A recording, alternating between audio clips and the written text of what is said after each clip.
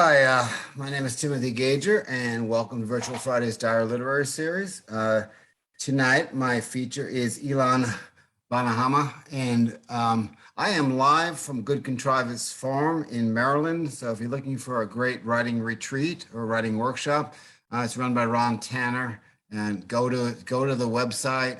It's historicforum.org, and he gives good writer rates. And I am hanging out here in a barn, and it's wonderful, wonderful stuff. So that's my plug for Ron, and Ron will be my Virtual Fridays feature during our summer season. So we'll probably chat a little more about that at some point.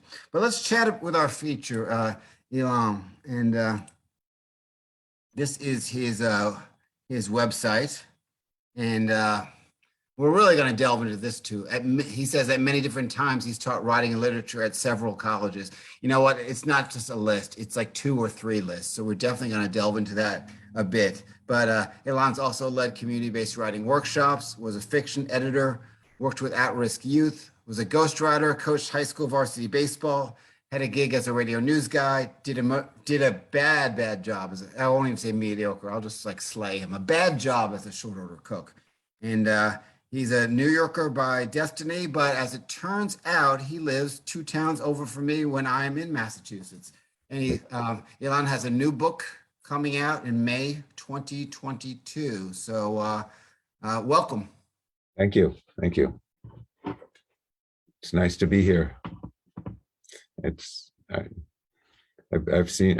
followed the other interviews, and I'm glad to be here. Okay. So I was wondering, usually we start with a reading if you're ready. If not, I can just interview you if you if I didn't communicate well enough with you. I'm ready for the reading. Okay, great. Yeah. So I'm going to read 3 short sections. The first part is the first couple pages of the book. Each chapter title is a different song. That the book takes place in 1969, basically from June to 1970. It ends on May 4th on Kent State, when Kent State happened, May 4th, 1970. So this is page 1, chapter 1. The times they are changing. Revolution is in the air, Ali said, and it smells good. She was leaning against my bedroom door the night before my bar mitzvah. I was in my room practicing my part for the service, and it was Allie's first visit back home since she went to Columbia. She didn't even return for the high holidays. My parents hadn't mentioned that she was coming, and likely she didn't tell them. Just showed up, but I was glad she remembered. You ought to get some posters in here. Allie wandered aimlessly around my room, picking stuff up, putting stuff back down. Her mind appeared to be wandering too, a lot. Posters, I said. Yep, anything. Dylan, Hendrix, Mao. Mao? I reached for a t-shirt on my floor and slipped it on, and then stuffed The Crying of Lot 49 under my mattress so Allie wouldn't quiz me about it. It was her copy, and I had borrowed it from her shelves, and even though I hardly understood anything I was reading, it was the best damn thing I'd ever read. Not Che, Allie said. Jim Morrison. Why not Che, I asked. How about Seaver? You're funny, she said. You were always funny. I wasn't trying to be funny. I didn't even know what was funny.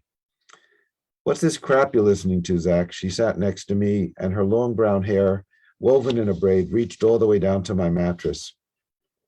At that moment, I noticed she was pretty. Jonah, my neighbor and my best friend since forever, had gotten this giant crush on her, which he insisted on telling me about. In great detail, no matter how many times I told him that I preferred he keep his creepy thoughts about my sister to himself. You've got to change the station.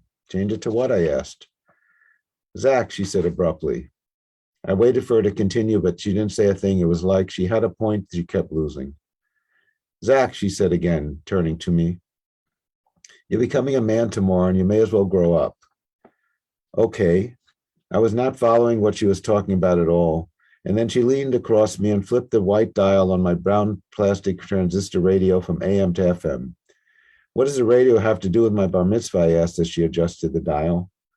Stop talking, Zach. Just listen. Her voice trailed off. Just listen. And a little later, Zach and his friend Jonah, they go to a Central Park for an anti-war demonstration, and they run into his sister, and she takes him to a party in the village. But on the way there, there's a flashback while they're on the subway, and it's about his grandmother's Shiva after she'd passed away. And his grandfather is introducing Zach to a Holocaust survivor. Mrs. Bauer turned around, and I put my hand out as I had been taught. She took it, and I stared at the numbers written across her forearm. "Be careful," she said to me. "They're back, but this time we won't let them take us. This time we'll be ready." She turned back to look out the window. "Auschwitz," my grandfather said when we were out of range. 17 months. Her mother, father shot in front of her in the village square. Her 2 sisters and brother lost in the gas chambers. You would think she suffered enough for one lifetime. You might think that by herself she had suffered more than all of humanity should ever suffer, and yet she suffered once again. Her mind is crumbling under the weight of its memories, and she sees Nazis everywhere. On the streets, in the supermarket, in the shadows of the noon sun. She lives in constant fear of being taken back to Auschwitz. Is it foolishness? Is she crazy? It wasn't an answer. It wasn't a question he wanted me to answer. Today, we're not openly being hunted down, rounded up, or shipped off. But tomorrow, if she's talking about tomorrow, if she's talking about your lifetime, your children, who knows? It's too likely that she's not crazy. Your grandmother and I have always worried that your generation, you and Allie here in America, is it prepared to be influenced by Jews, to be infiltrated by Jews? Is America ready and willing to share its power and wealth? I hope so, but hope is of little use in such matters, and history has proved otherwise. You must listen to people like Mrs. Bauer. They have paid a high price for what they know. Remember what they have to say and tell it to someone else. And you must always be ready. Ready for what? My grandfather looked up at the ceiling and then back at me. He told me about a story about a guard in one of the concentration camps. It may have only been one guard at one camp, and it may have been many guards at many camps.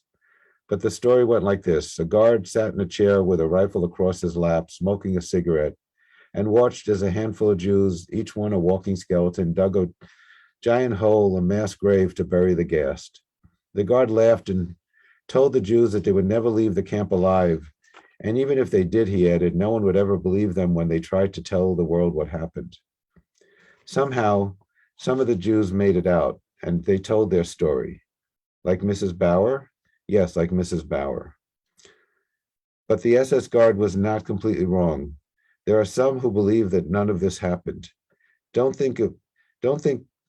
think why us, why Jews. Do not wonder about the killing of your father's parents and the others. Don't mourn the unborn progeny you never knew, your missing cousins and aunts and uncles, your lost relatives, but instead, you must never forget them. Remember that every human being on this planet that we share together has a reason for tears.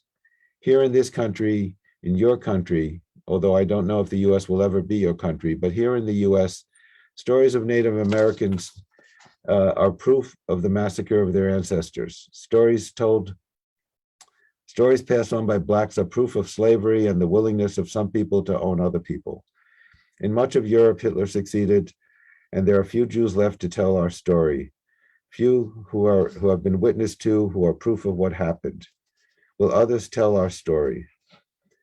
Anti-Semitism doesn't make me feel any more Jewish, but it can, but I can be against anti-Semitism without being religious. It's not logical, but I'm a Jew because I know what happened, and I retell what happened, so that it never, and you never, and anyone ever has to relive what happened. Telling the story is the only way I know to stop it from happening again. And later, when I get to the part, then a couple of, half a dozen pages later at the party, this is the West Village, and Zach is wandering through the hallway, and he gets tackled by what it turns out to be. This is where he meets Sam, and he and Sam spend a lot of time together in the novel, exploring Manhattan and growing up together. They're in high school age. So he's walking down the hallway and he gets tackled. Stay down, the guy on top of me yells as he pressed me into the floor. I have no problem staying down. I have no problem moving any part of me. I had a problem moving any part of me, so I just lay there with my nose pressed against the floor. That's when I heard a girl talking to the guy on top of me. Look at me, David, she repeated. Look at me, it's Sam. She touched my shoulder. Are you okay? Great, I said. Just stay still for a second and we'll get him off of you. No problem. It's not like I can move. And I heard her laugh. What's your name? Zach. He thinks you're in his unit, Zach, Sam told me. Unit? Vietnam. He's trying to protect you. From who? I asked. The Viet Cong. Right. And that's a good thing? Sam was able to coax David off of me, and I sat up, leaning against the hallway wall. Someone handed me a soda, and Sam told me that David was having a bad flashback. Are there any good flashbacks? I asked. Probably not, Sam said. We need to find cover, David said to me. It's not safe here. You are safe here. We're safe, David, Sam told him. A couple of guys came over and sat on the floor with David, and they were telling him that he was in Manhattan. He was no longer in country. They kept repeating that he was back in the world and that he was safe. We were never safe, David said. And I'll leave it at that. Thanks a lot. That's great stuff. And so the book's coming out in a couple months, right? There's my cover with the New York City subway. Now you grew up in New York, correct? I did. I grew up in New York around that time, and it's biographical, not autobiographical. You know, places I'm familiar with, but you know, I never knew a grandfather, for instance, and things like that. So.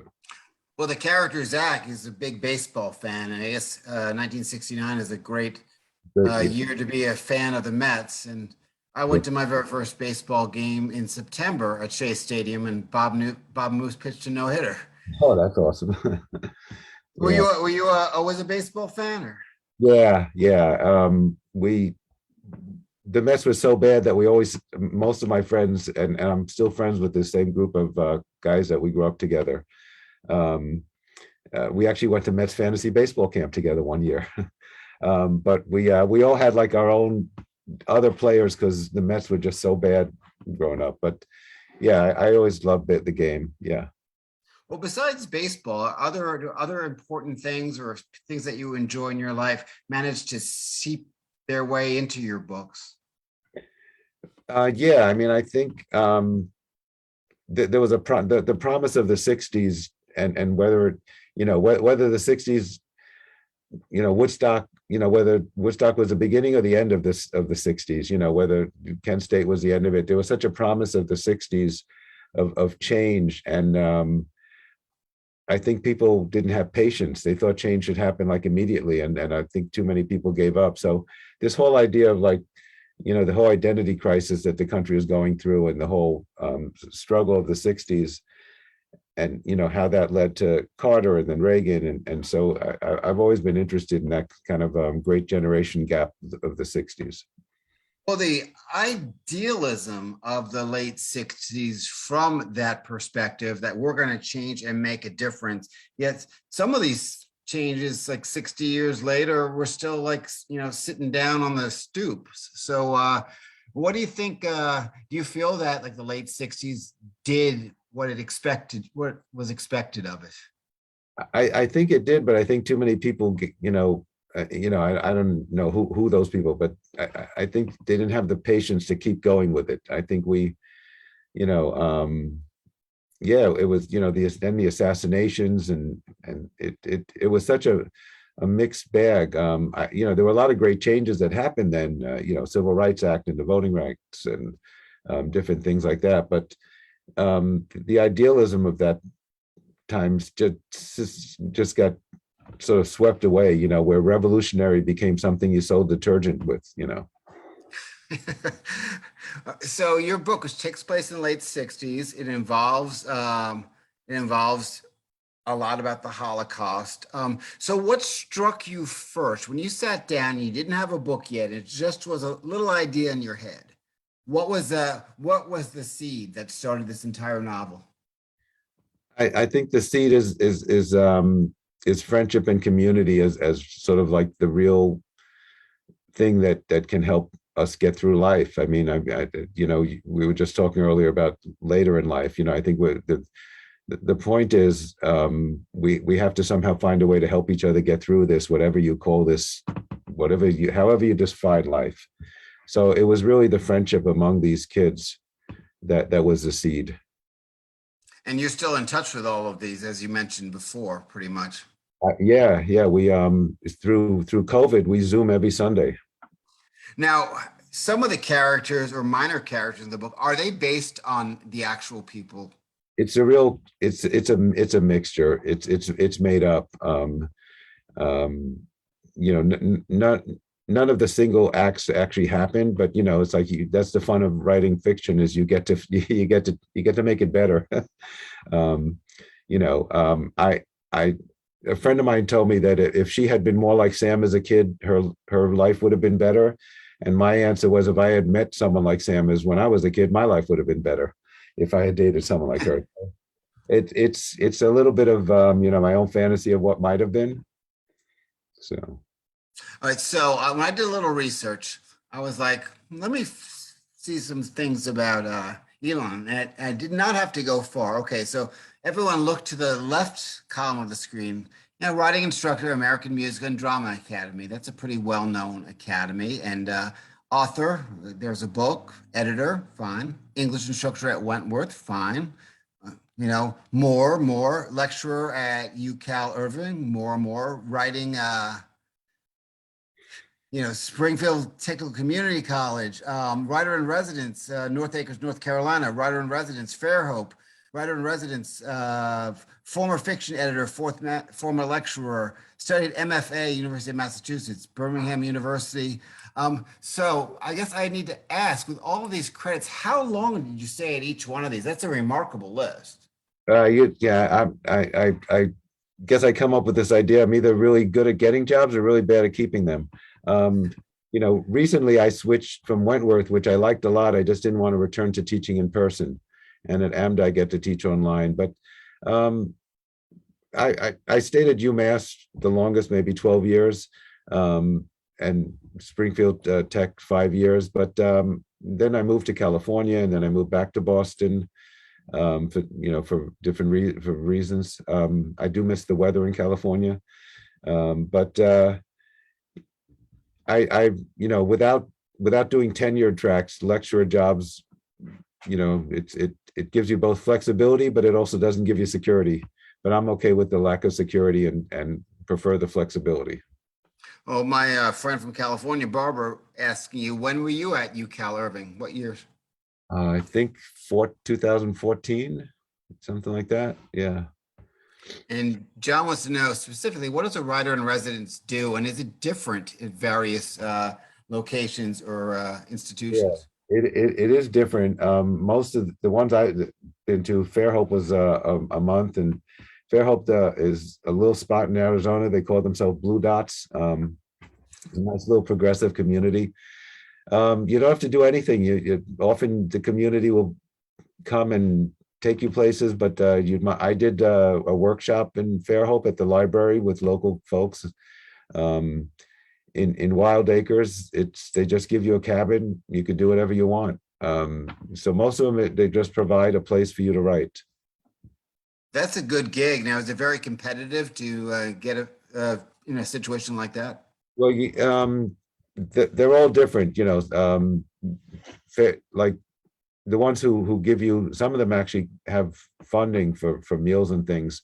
Most of them just give you the room rather. In Fairhope, it's a little cottage. In both places, it was a cottage or a cabin. I think they're competitive these days with the internet. It takes nothing to throw out an application. With COVID, a lot of them shut down, obviously, in terms of if there were groups, but the ones I've been to are just your own anyway, so they're still open. But they're all worth applying to, because you'd rather let them say no than say no yourself. I mean, during COVID, we're all writers in residence, our own residence. Did you know Ron Carlson when you were at UCL? I did not, but I ran into him at UMass through some program when I was there. I can't remember what though. It's a long time ago. You also worked with at-risk youth. Did you do writing with them or was it something else? I did actually. I did a magazine and a newspaper, and they were. This is in Holyoke, Mass, which has the largest population of under 15 in the country. It has a real big drug problem because it's along the 91 corridor going with rough trafficking goings, and a lot of these kids were in gangs and stuff. But they were basically, you know, they were at risk of a lot of things, of hurting other people as well as themselves. But they'd write these. We did magazines. I did creative writing, and you'd get these things where someone's like writing about something, and then all of a sudden the next paragraph is, and I don't know why my father beats me, and it would be like, whoa, you know. And so yeah, we did this. So this is when cut and paste was still scissors and glue. It was a dot matrix printer, and we put out magazines and newspapers and do shows. And it was, I probably learned more from them than I've ever learned from any group of people ever. Do you you're ever in touch with any of them now or?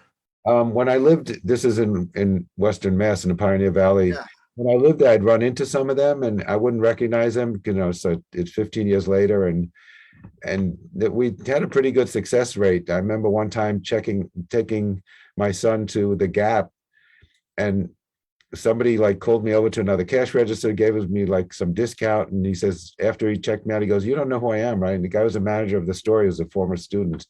So it was fun to see a bunch of them. Sometimes they send an email, but didn't really stay much in touch. But it really was a fascinating job, but it's a burnout job. So I know lots of times writers, to make extra money, they do things such as they write romance novels under a nom de plume. You did some ghost writing, correct? Yeah, but I've that was for university presidents, and I've written for you fundraising stuff. But when I was a writer for the president of Wesleyan, that was a lot of fun. Doug Bennett was the president. He was a former head of NPR. He was a former undersecretary of state for Clinton. And it was just his schedule that stopped him from writing. So that was a lot of fun, finding someone's voice like that and writing commencement speeches and different things. Now, did you ever do any ghostwriting jobs that was more difficult, was more of a reach for you? I have thought about those other, writing romance. I'm just really bad at it, and I just gave up. It wasn't worth the time and energy. So no, I've done some editing for people, novels and things, but not ghostwriting. You and I were published in the same journal, the Boog City magazine, for their baseball issue.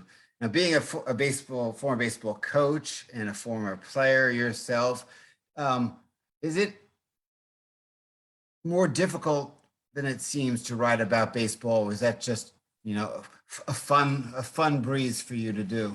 Yeah, I mean that's the story in Boog is a little based on a little part of the book where the kid goes to see Koufax pitch against the Mets, and they beat Koufax, and even though Koufax was kind of his hero, the father basically tells him, it's time for him to be a Mets fan, root for the home team. So I tried to keep the theme of some of the themes of the book, but yeah, I think it's hard to make it to attach the game to the novel rather than to just write about the sport itself. Also on your webpage, you comment in your bio about your love for rock and roll. Are you a musician as well? No, not a musician, but yeah, I mean, I grew up in New York when music was just so accessible. Concerts were affordable. And, even just in proportion to what, you might earn from a part-time job. We used to go hang out at the Rocks overlooking the Schaefer Festival all summer long in Central Park. They had like a concert every night. We would just, all of us in high school would just meet there after work. So we just listened to music nonstop. And a friend of mine, we were at like somebody's kid's wedding, and they're playing electronic dance music, which is great if you like dancing, EDM. And he said something like, if they had that music when we were in high school, we all would have been surgeons. 'Cause Now, from New York, you've been to concerts at Madison Square Garden, correct? yeah, Uh, Nassau Coliseum. not much on the island because we would take the subway. There was the 14th Street was but I can't remember all the places, or the small part of Madison Square Garden. Now I'm just having a brain freeze. But there was so many places in Manhattan, and there was outdoor places in the Bronx, and yeah, we didn't make it. We didn't have cars really growing up. So you never experienced the late great Comac Arena. I did not. I mean, I saw Knicks and Rangers at the old Garden, and ran onto the field when the Jets won in '69. Also, we all took the subway down in the last quarter and ran onto the field when they opened the gates to let people out, and before they moved to Jersey and all that. But we were mostly subway people. Now, your new book, Escape Route. If someone wants to know about it, not how to buy it, what is your basic elevator pitch for this book? So it basically chronicles a group of friends who found themselves in this unknown territory, navigating the end of the '60s. And I think part of it's a long elevator ride, but part of it is they're worried about the future, but they're also kind of having to figure out that they can't ignore the present and just worry about the future. And do you stay in that year or time frame, or does it move up into the '70s or the disco era, or just the '70s? The last day of the book is Kent State, May 4th. So it's That's actually right. You said that. it's actually coming out May 4th because of that. Oh, that's a great coincidence and an intentional coincidence. Do you Yeah. remember how you felt when you heard about Kent State? I remember seeing the section of Newsday with the full picture, the famous picture, and it just really affected me as a kid. It was absolutely horrifying to think that we just turned on ourselves. I mean, I know there was such a divisiveness already, but at least it felt, even with all the violence around Chicago, and the convention and all that, it still, that seemed more normal. But live ammunition on a college campus, which seemed to be so safe, it really knocked me out, and that's why it was it was sad and mobilizing at the same time. But yeah, Are we as a country heading closer to that again or further away? I think we're heading closer to that again. I mean, it's the mask stuff still boggles my mind. I have doctors friends who, yeah, there's this whole thing of the people won't even wear a mask to see someone who's dying, a relative who's dying. Even as a hospital, you wear a mask. If a baby's being born, you have to wear a mask. Years ago, so this yeah, I mean, I know we were technically more divided during the Civil War because had a literal war, but I think in some ways we're just so splintered right now that it's a little it's disturbing, as we all know. Now, do you have a book in you that would capture the derisiveness of this era? Maybe have your characters from Escape Route grow up and hit right now. I'm halfway through a new novel, and the main character runs the Boston Marathon and finishes half an hour before the bombing goes off in 2013. Ends up leaving a teaching job and moving to California, but the book is moving toward a group of people sharing a house together, because we did this when we were kids, but it makes so much more sense to do it when we're older. So it's kind of, that's their way to cope with both aging, as you were talking about earlier, but also, to find, to have that support go, so we're less isolated, because it's so easy to be isolated, even with all the social media. All right. Well, Elan, I enjoyed our chat, and I just want to show people at home another sample and copy of the book. There it is. And there, of course, you can find out more by going to Elan's website if you look at the top. And you can pre-order the book, which is coming out in less than 2 months, it looks like, from Amazon, Barnes & Noble, Bookshop, and IndieBound, and anywhere books are sold. So, thank you very much for featuring and being our guest tonight. Thanks for all you do for writers. So with that, if people are streaming at home or watching this on Facebook, if you'd like to be part of our open mic section, you can still use the Zoom link and log on, and I will definitely welcome you in. Otherwise, good night and thanks for tuning in. And I thank Elan once again. Thank you all for listening.